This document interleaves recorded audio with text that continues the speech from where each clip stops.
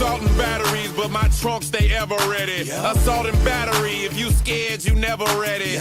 Alright, this video was inspired by the last pay-per-view we went to a couple weeks ago, the AEW All Out. Getting the I Was There t-shirt made me really reminisce about all the pay-per-views and PLEs, whatever I've been to over the last 16 years. My first one was in 2009, which is crazy. My first show was in 2006, first pay-per-view was in 2009.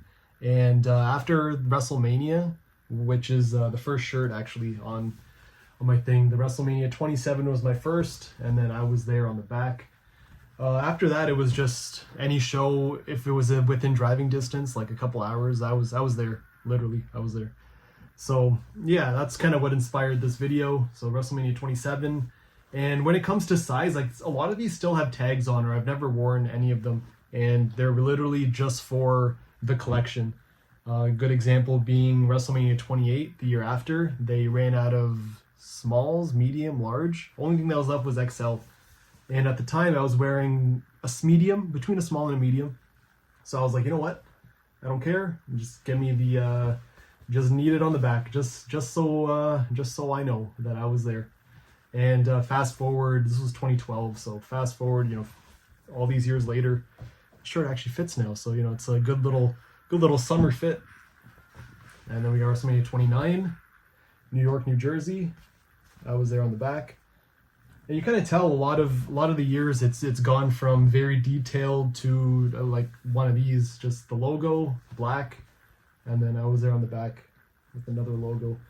But it's good to go back, you know, just going through all these and seeing the this one still has a tag on it. Kind of makes you, how much was this at the time? Back in my day, and I Was There shirt cost $30 at the WWE store. And I think they go for around $50 now from what I understand. And when was WrestleMania? 2015. So this was WrestleMania 31. And then WrestleMania 32, Dallas themed. Yeah, little Texas on the back. And then WrestleMania 33 I did not go to. And then for some reason I can't find my WrestleMania 34, but I did have the this little WrestleMania, you know, themed t-shirt. So I guess that'll count for now. But this was my first pay-per-view I ever went to. This was in 2009. Breaking Point. Stone Cold, it's not Stone Cold. John Cena versus Randy Orton in an I Quit match. And then we also had CM Punk versus The Undertaker, Hell in a Cell. Pretty crazy looking back. It's Legend Killer and I did the 2-day trip to Montreal. And yeah, very good times. And then second pay-per-view I went to was...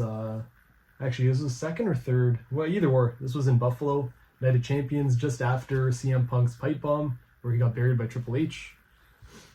And then Battleground, which was look at me with my title belt, which was known for literally one match: The Shield versus Dustin and Cody, winning the titles. Main event was for the vacant WWE Championship: Randy Orton versus Daniel Bryan. And I can honestly tell you I have no idea what happened in any of these matches except for that tag team match.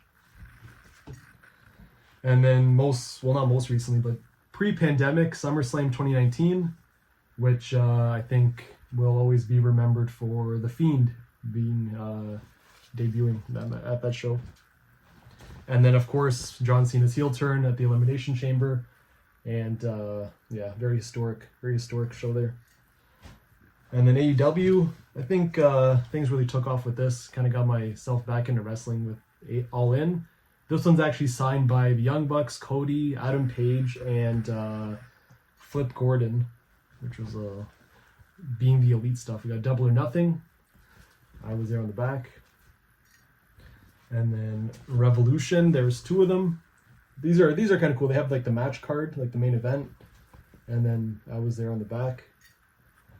And then I think there's two of them. So Mox won, and then they literally released this right after, as the 3 count went down. The guy was there. And then we got All Out in 2019. And then that show, actually, Revolution. So I got these a little mixed up. This was the show that, when was this? February 29th, 2020. So literally a week before, or 2 weeks before the world shut down. So it was the last show I went to before everything kind of went to shit, as they say. And then Forbidden Door, honestly, the show that got me back into wrestling. You know, I went, I want to say 2019. Yeah, so 2020, 21, 22, 23. Yeah, so 4 years. I talked about this before, but yeah, 4 years of not watching wrestling at all. And then Sunday, July 25th, or June 25th, sorry. That's when it all changed. Just got right back into it. And then, of course, the most recent All Out Toronto. Oh, I was there. Yeah, that's my collection. Just kind of going back.